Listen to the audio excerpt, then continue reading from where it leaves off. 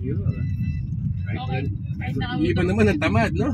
Kahit Oo, kasi ma'am, talagang pansin ko eh, may every 2 seconds. Sige ma'am, nakita mo yung pader na pula? Mag-stop mo tayo sa gilid dito. So, medyo alalay ka lang na ako sa pit. Sa dikit mo pa ng konti sa gutter, konti lang. Sige ma'am, bawi ng kaliwa konti. Konti pa, elimination. Yan, okay. Very good ma'am. Full stop. Okay.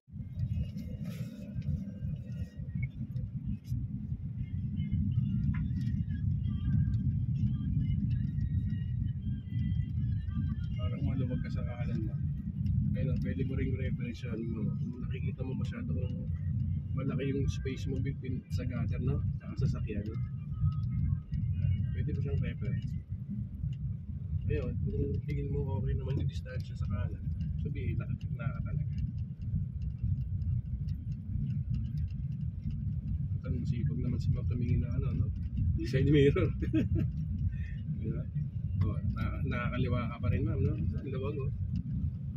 So, eto na talaga yung kotse namin. Kotse ni Jack, ang Suzuki Desire. Kulay red. Kasi gusto ko red. Kahit na hindi ko to car. Syempre, sasakay ako eh. Gusto ko yung color ng car na sasakyan ko. Color red. Diba? Madami namang klase ng red yun, pero yung pagka-red niya, gustong gusto ko. Pinatayan talaga ako ng aircon. Nandito ako sa loob. So, kakauwi lang namin galing sa first day ng practice niya. So, magka-car tour tayo mamaya. Brand new po ito ha. Brand new. Dati gusto niyang bumili ng kahit second hand pa, pero ayoko nga kasi ng second hand. Bukod sa hindi ako mahilig sa second hand, syempre baka madami ng sira. Maganda pa din yung brand new yung kinuha mo.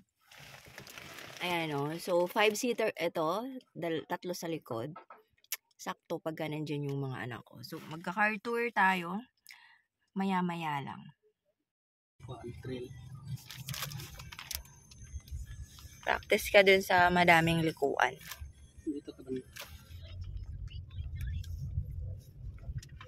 Gandaan paglikod niya. Dito kami kukakunting ka nito. Pag tingnan mo sa liro, pag magsalikod. Hindi ka nga pagod kasi matik yung ulo mo nakaangat yung liit mo. Hindi natataas ang tutupan eh. Hindi, pwede lang. Karito lang eh. Ito na. Okay, so nandito kami sa... Tatay mga radyo. Nandito kami sa subdivision ni Lejok. Dito kami nagpa-practice.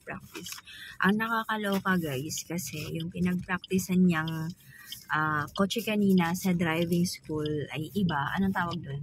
Hindi siya gated. Kasi iba kasi yung sa amin. Ito oh. Ayan siya. Yan. So anong wala dito? Parang wala siyang parking. Neutral lang. And hindi mo pa mahanap saan yung adjustment ng side mirror. Kasi iba yung adjustment ng side mirror sa kotse kanina sa driving school. Tsaka iba mismo. Ito mismo, yung Suzuki Desire. Ito mismo yung kotse niya. Natin. Ayan o. Iba. So, wala pa talaga yung masyadong tour nito kasi mamaya abangan nyo lang. Siyempre si Jack ang mag-explain kasi siya naman talaga yung may hilig sa kotse. Ako mahilig lang ako. Tamang angkas lang. Makisakay. Tamang angkas lang. Sa totoo lang, nahihirapan ko yung angkas yun. Gulong-gulong ako. Ano pa kaya pag yung kung may pera na talaga ako, yung gusto ko yung Raptor. Patay tayo dyan.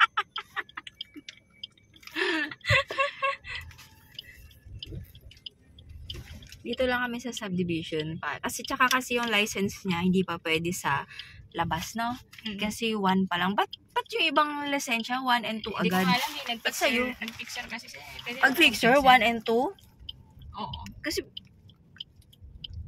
sabi nga nila, ba't hindi automatic 1 and 2 agad yung ano? Hindi ko din alam. So, 1 pa lang kasi yung sa license niya. Pagtapos ng training niya, next training niya ay sa December 27. Pero kahit di na mag-training, so, kasi tingnan ko naman. Yun na yun. Di mag-training.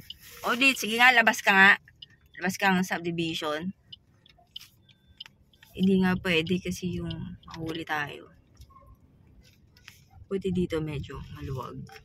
Sakto lang. Wala kang nagda-double parking dito. Kapal naman niya ako mag-double parking.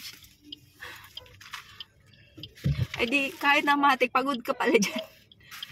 Ayan, ang iksi ng ano mo. Wala ba yan? Parang wala naman yung tricycle kanina, no? So, pag magmo-mall kami, magkokotse na kami. Para kasya na lahat ng pinamili. Problema na lang yung pamimili. Budget sa pamimili. Kaway-kaway na may mga pants. At saka, mahal ang bayad sa parking nito. Magkano? 50. Kung sa motor, 30. Ito, 50. O, sabi ni tatay, baka sumagi ka daw.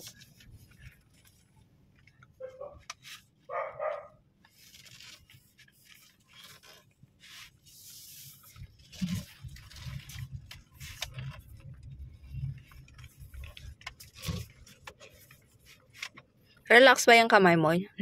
Ha? Dito ako komportable kasi. Ay, paano yung ano mo, balikat mo? Balikat mo, mapapagod yan. Hindi naman. Mas nakakapagod ang motor. Di ama.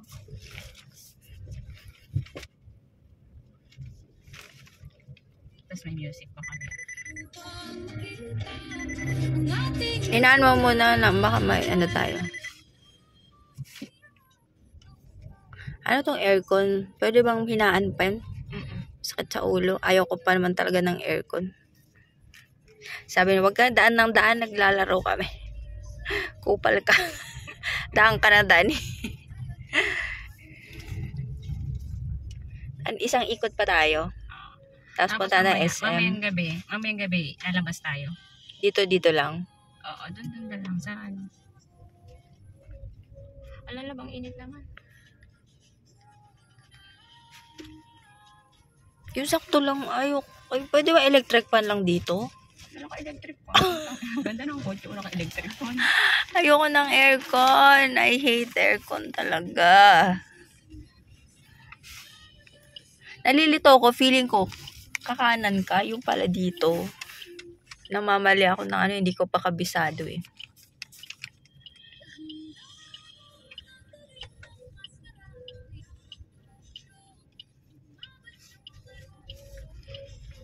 Tanggalin mo yung music, na-detect kasi ni YouTube yan eh. Pag dito, nakikita tayo, no? Kasi medyo open yan. Pero dito sa akin, tinted Hindi to. ko talaga ito pinano lang kasi malambong mata ko. Nahirapan sa pag-ikot or sa ano? Ala, si CJ Pogi, oh. Kita ka niyan. Nagtaka ako, nag-comment siya sa page ko. Saka nahirapan sa pag-parking o pag-atras? Pag-atras? Tumingin ka kaliwat kanan, ah.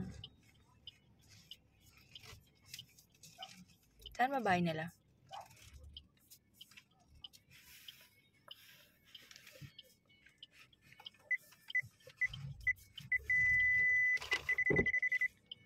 Tignan mo na may itsura.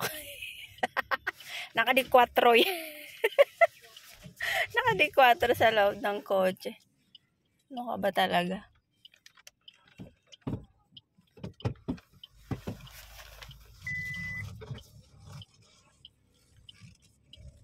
Hindi ka na kinakabahan. Ha, relax ka na.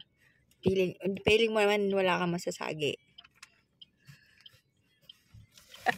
Ano feeling marunong ka mag-drive ng kotse mo? Aba, syempre, the best feeling in the world. Ganun. Parang nung Anong kasing katulad ng feeling? Parang sinagot ako ni Ibon, tapos Ibon nyo lang pala sa huli. Ganon.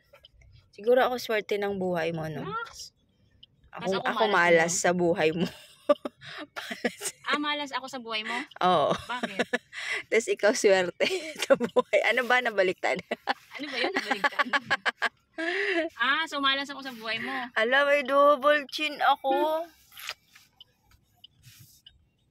Isa na lang ba, tapos alis na tayo. Mahal ang gasolina nito. Pupunta kami SM, guys. Kasi kung natatandaan nyo, umorder ako sa online nung likar na relo na gustong gusto ko. Kasi yun yung minsan bagay sa outfit ko. Ano kasi ako sa lawahan. Ito yung gusto kong pag-aralan kung saan ba yung ano. Yung Ito yung paano ma-adjust yung ano kasi hindi ko side kita mirror. Hindi ko kita yung Tingnan mo sa manual niya. Ayun, so ang gamit ko kasing relo ngayon is ito. Yan. Minsan gusto kong mag-iba ng relo. Depende sa outfit ko. Katulad ngayon, gusto ko then naka-chinelas lang ako, 'di ba? Then naka-short. So gusto ko yun yung suot kong relo. So bibili kami sa SM. Regalo ko sa sarili ko. Ito naman yung regalo ko na sa'yo. Hindi ka na mapapagod mo. Regalo, pangalan ko ba to? Regalo sa akin. At least di ka na Regalo mo mapapagod. sa sarili mo. Hindi ka na mapapagod. Hindi yung regalo sa akin. Basta ako bibili ako ng... Alam mo, maganda yung relo, guys. Maliit lang yung bilog niya, pero malaki kasi yung sa likod niya, yung sa likar na yun. Binigay ko na yung kay Papa May masyado siyang mataba sa akin. Iba talaga kapag... Pero ang ganda niya, promise. Sobrang ganda. Makapal lang yun sa likod. Pero ang ganda ng design niya. Sana makita ko ng ganon din ng quality. Tapos, maliit lang yun nasa likod. Kainin ko lang yung footlong ko. Kaya nagutom na ako. Bago tayo umalis.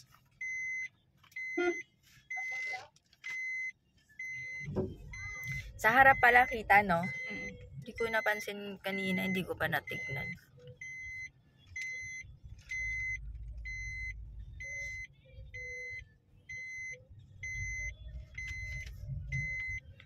Last na ikot na to. Tapos, ano na tayo? Magmumotor na naman kami. Ano yung gas mo? Mabilis maubos ang gas? Dito? Oo. Hindi naman. Di naman. Hindi pa nabawasan yung ano eh. Agoy. Ba't dito ka naliliko? Nakita ako ng ano, posisyon.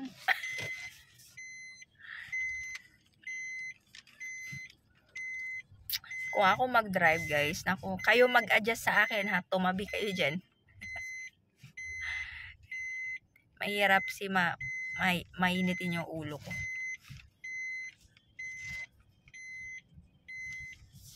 Oops! Sumagi kami. Nalaglag kami sa kanal. Nalaglag kami sa Pina-practice ko yung left and right. sa gutter. Naikot. Ikot. Pag magaling ka naman sa motor, syempre magaling ka. Dapat mag-asikasuhin mo yung sa ano natin nasa camera, sa dashcam. Maganda yung kay kuya. Sabi niya ano na daw yun, harap likod. Tsaka tanungin mo nga bakit walang parang tinanggal yung sticker doon. Iba talaga mag-practice driving ka tapos may sarili kang sasakyan. Laki na pinagkaiba. Di ba pwedeng sariling sasakyan mo yung dadalhin doon? Sa LT, hindi pa kasi wala nga ako lisensya, di ba? Hindi, si kuya naman magdadrive pa, Wag na nag-practice ako kasi driving. sa gasolina, bayad pa ako pag sasampalin ko sila. Ah, ganon. Paano magkaiba sila ng ganyan? Iba, anong tawag dun sa kanila? Ang ganda ng aso nila. Ano yun? Automatic din siya pero hindi latest. Ito na yung latest. Kaya pala yung susi natin parang maleta. Ganda ng aso lang. Yan yung sinabi ko kanina, duman tayo.